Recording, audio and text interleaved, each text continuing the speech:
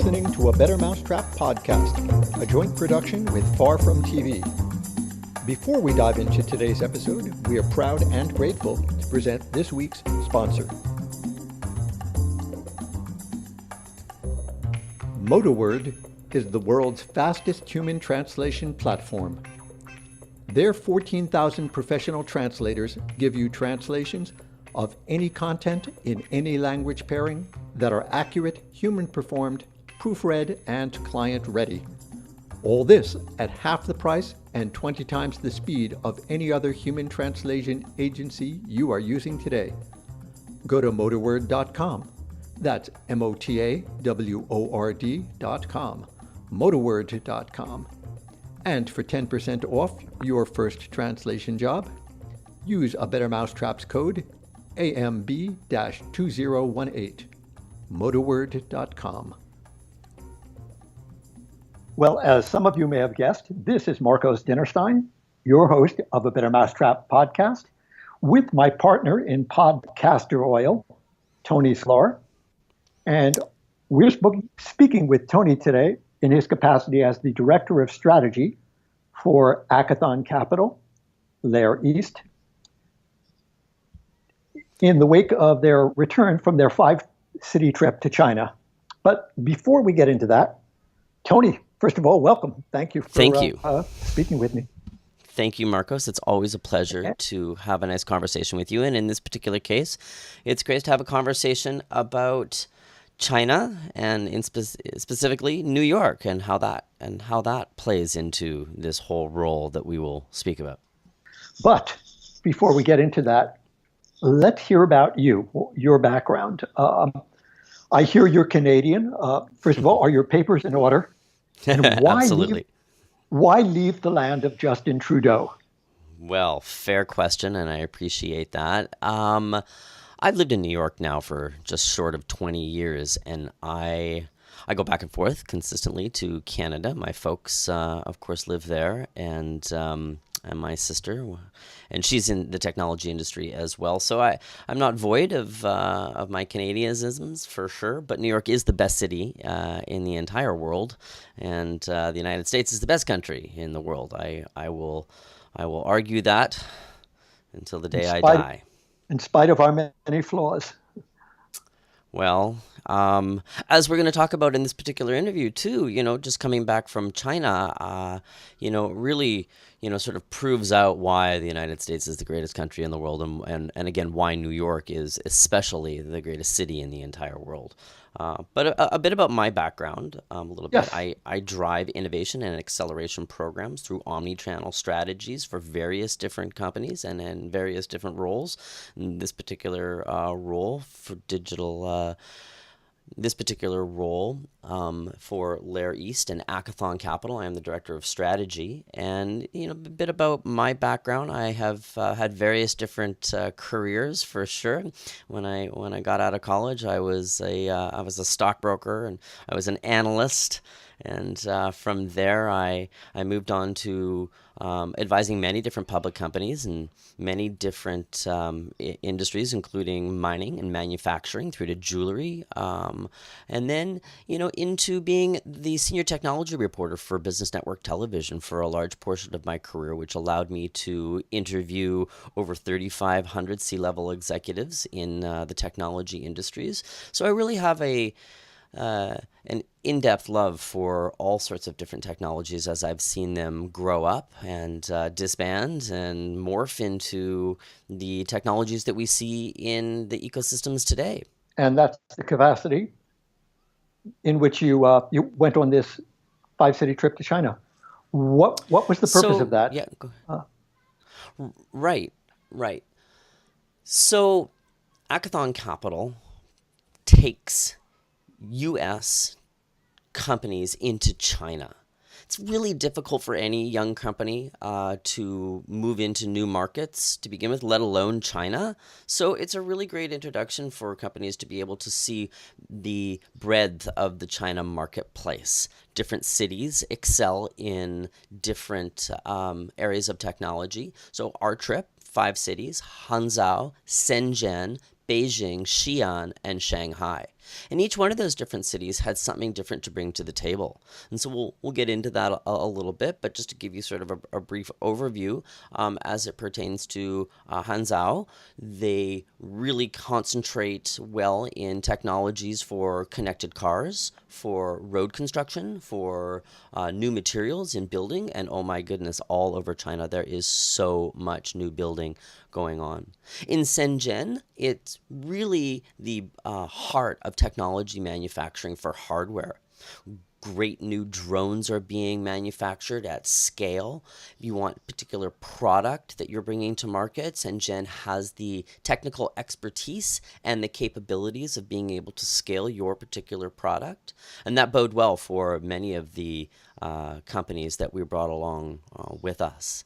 And then up to Beijing, where it is the capital city, and there is many VC and investors looking at technologies in AI, and that's really where China is battling the United States and really moving up. The United States is still number one in the AI arena, but China is moving up really, really fast. And What then kind of, let's we flew. stop you there.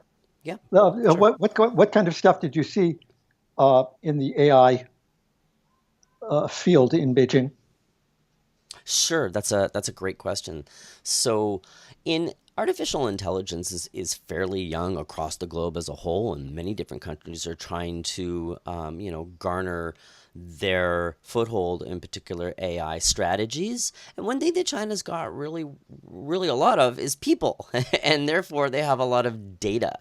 And AI really works well with large sets of data. And that data is available from companies, from the governments, from different jurisdictions to be able to access.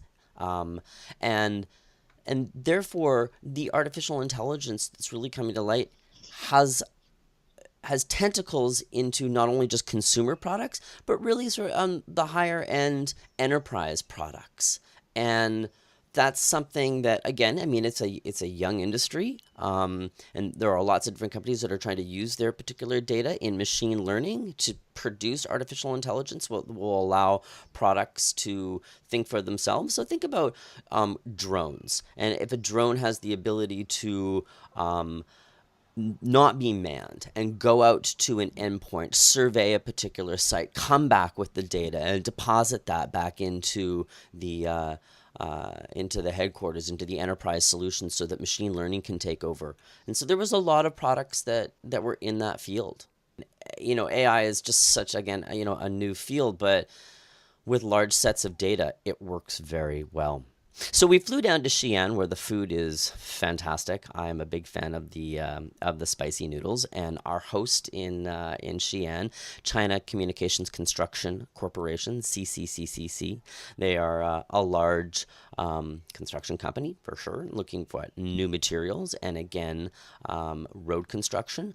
Boy, Marcos, the building that has been going on in Xi'an is astronomical. 40 to 60-story apartment towers in complexes of 40 to 50 buildings. So you can imagine the amount of steel and concrete that are needed just to put those construction projects into play.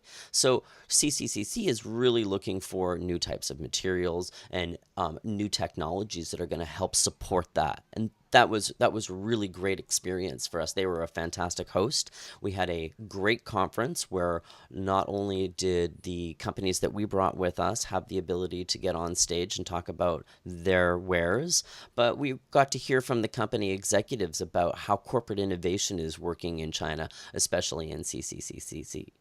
So from there, we went to Shanghai. Shanghai, one of the largest cities in the world with just under 25 million people. And fintech is a technology that is running rampant throughout the city. So companies like Alibaba, companies like Tencent have incubators on the corporate innovation level where they're incubating and accelerating programs in fintech for technologies that are really useful in their own applications. So it was really interesting to see new buildings that were constructed specifically for accelerators and incubators in fintech. How will they be working with those companies? Do you have any sense of how those incubators and accelerators work? or could you not really get that No, detailed of let view? me maybe sort of break that down. One of the things that Accathon Capital excels in is being able to teach out corporate innovation and digital transformation for corporations that are looking to, move to that next digital transformation level. So in many of the different instances and companies that we spoke with at the incubators, they are really doing a fantastic job of accelerating through their own programs companies that are looking to scale MVP. Um, in the accelerators that we were at, the cohorts needed to be past their MVP so that they could take that in house, or sorry, through the program and learn how to best scale that.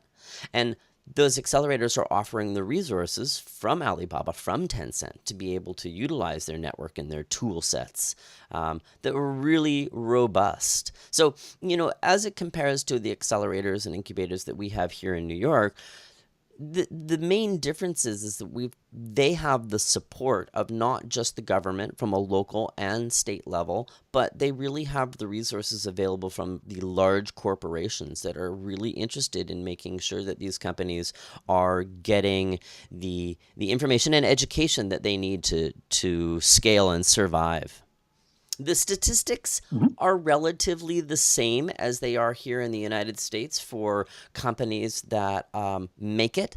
We always talk about 90% of startups being able to fail, and if you go through an accelerator, your chances are much higher. Those are really similar in China as well. Yeah, I'm not surprised by that. Especially early stage, it's hard to accurately predict who will succeed and fail. It's true.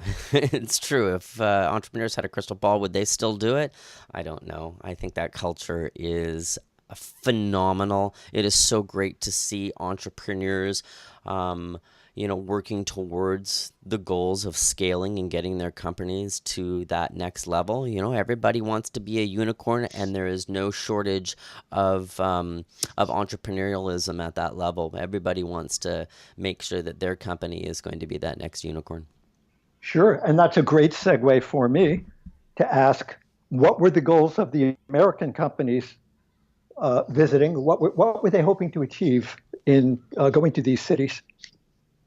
That's a great question. I appreciate that. So the companies that we took, and I'll start to name a few of them, were looking to access corporate clients or partners so that they could take minimal viable products that they've already got in the United States and either produce them in China or start to do testing with the market there. That was a main goal. Of course, financing is always an option, and a lot of the companies that we took were looking for that, to be able to raise capital at any level internationally is a goal for young entrepreneurs, but being able to do it in China and use those dollars to be able to scale operations in China was a great goal. And I'm happy to say that every one of our companies that we took had the opportunity to speak with investors and venture capital to be able to get those particular deals done. And, raising money in China so that you can hire the proper employees, the talent that is in China in the various different cities is there, and it's educated and it's experienced, which is really great. So being able to build your business in China for that market was is the goal of the companies that we took over. That's why they wanted to be able to come on this particular roadshow, and I'm happy to say that they're achieving those goals. Nice. Any chance that any of these companies um, would be part of accelerator programs there, or was that not really a practical option? Um, I don't think that it was a particular goal since most of these companies have come out of an accelerator, whether it was ER Roundtable or if it was Grand Central Tech or a couple of the other accelerators. XRC? Right, Urban X. Urban X. Yeah. So, just Roadbotics, CEO Mark DeSantis, he came out of Urban X. They have a particular technology where they video via a basic cell phone mounted in the front of a vehicle the roads.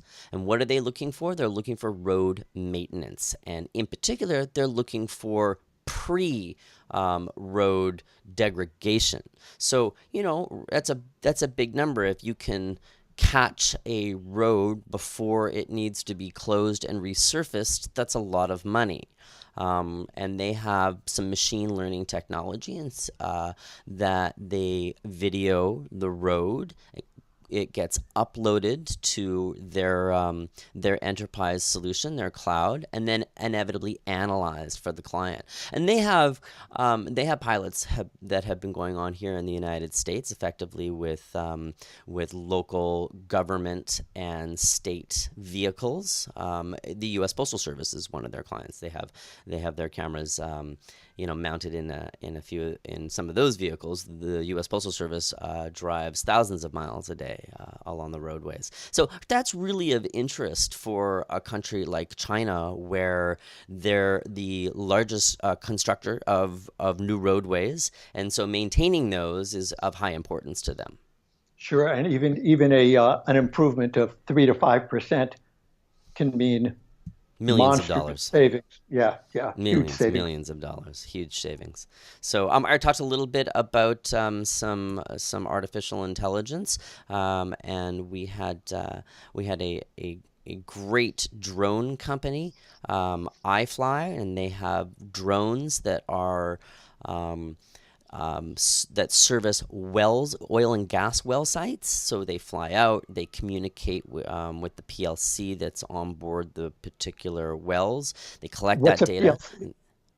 PLC? It's a controller card, basically. It takes particular information from that well, and it makes it available to this particular drone. It's got some two-way communication, and then it flies back to its home base and uploads that data. Now, it sounds like that sounds really simple. Why isn't everybody doing that? Well, the actual way of doing it today is to get a physical person to drive out to that well, connect into that PLC, get the particular data, drive all the way back. And that's a really monotonous task that oil companies save thousands and thousands of dollars per day using some autonomous drones. And back to robotics as well. The way that road maintenance is done these days is not unlike it was done in the Roman times. A couple people on the back of a chariot is how they did it then. A couple people on the back of a Ford F-150 is how they do it now. And there's always some discrepancies on what a road surveyor is looking at. So just decreasing those particular discrepancies has really shown Robotics MVP is extremely useful. And those are just two of the companies that we brought. All in all, it sounds like some great seeds were sown in this trip. Fair to say?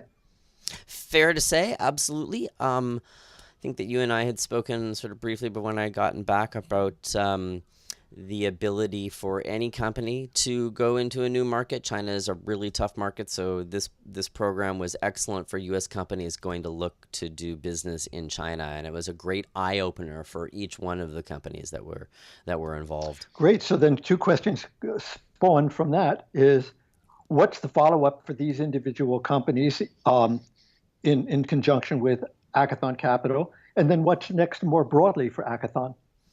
So to answer the first question, where do these companies go from there? So they had multiple different introductions again in each one of the cities to investors and VC and particular partners. And it is up to each individual company to continue to follow up with that. However, Accathon is available and there to hold hands. There's obviously some translation services that need to go on, and our team is versed in multiple different languages, Mandarin, Cantonese, and so we offer we offer that as a great service to make sure that our cohort is getting to where they need to go, and then being there throughout that particular journey as well.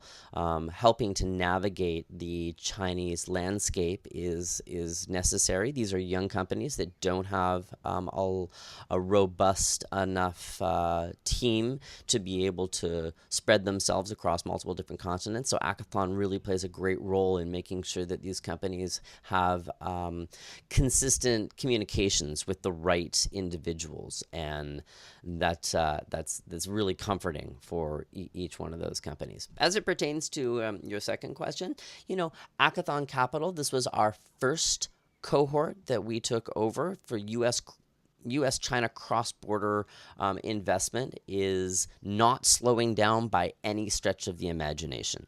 And companies like Accathon are excelling in bringing technologies from the United States and from all over the world as well, to China, to enter a market that can be extremely difficult to navigate. You need to have the government as a partner. We've got that. You need to have large corporation as partners. We have that.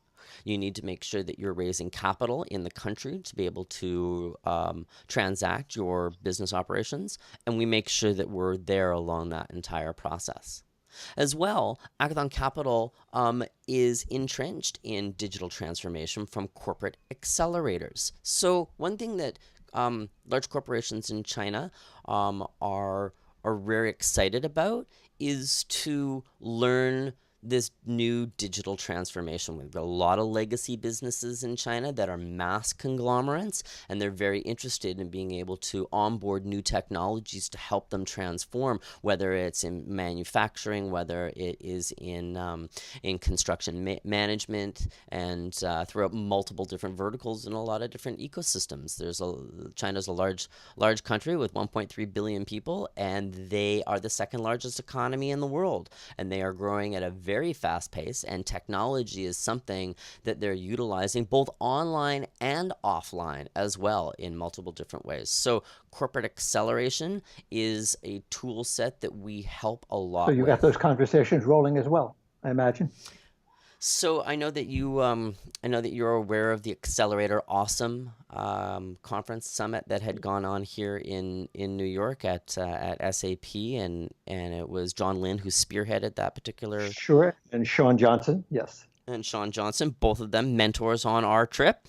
So we will be heading towards producing an Accelerator Awesome event in Xi'an with the local government there. That was an excellent conversation that we had, and they are very excited to be able to learn more about the corporate accelerator model and the best practices that go along with that. There was a large mandate in China called Made in China that was almost a generation old now, and now it is really the digital China and moving towards that acceleration model. Entrepreneurship is rampant, it's vibrant in China, it is everywhere, and it is so great to see. So it's sort of natural that they're very interested in learning more about the accelerator model and how to better fine-tune that. So, do you have does Tony Sklar have other things cooking besides the Accathon Capital? What else? Well, I'm happy to say that I am the chair of the Blockchain 360 conference this fall. Blockchain is a love of mine. I am a mentor and a advisor to many different blockchain companies, and so I'm excited to be the chair of that for the fall. And of course, Marcos, I am your podcast producer, and I love very much helping take care of the Better Mousetrap website, which I believe that this particular September will have a great new face and excellent new interface. That's what I'm trusting. So there are many more conferences that I'm involved in the fall. I will continue to be an ambassador for New York technology as a whole. And as I said, I'm a huge cheerleader and ambassador for the United States and New York, and I won't I won't stop doing that. New York has some of the best technologists in the country. We are number 2 behind Silicon Valley with the amount of technologies that we churn out, and that's only getting better. And it's getting better because the East Coast is a fantastic place to be. Technology, as it grows up here on the East Coast, is a little bit different than the West Coast, and we take things. We take technology and building of our companies. I don't want to say we take it a little bit more serious, but you really have to have a robust business model here on the East Coast versus the West Coast. Yes, that's my impression as well. I think that's fair. So great. So how can people find out more about Accathon Capital? So everybody should be subscribing to our Twitter feeds and on our website at larryeast.com, but more importantly, as well as Accathon Capital. So if you can go to accathon.com and their Twitter feed, as well as other social media feeds, you can just have the audience is more than welcome to look that up and become a member. And if you're interested in learning more about U.S.-China cross-border investment, or if you have a particular product you're looking to take to China, we are all ears. We really would like to hear from you. Great. Well, thank you so much for spending time with me. And I'm sure we're going to hear more from you. Always a pleasure, Marcos. Thank you so much for giving me the opportunity to talk about Accathon on the Better Mousetrap podcast. And I hope to be able to do this again. We will for sure. And thank you all for listening.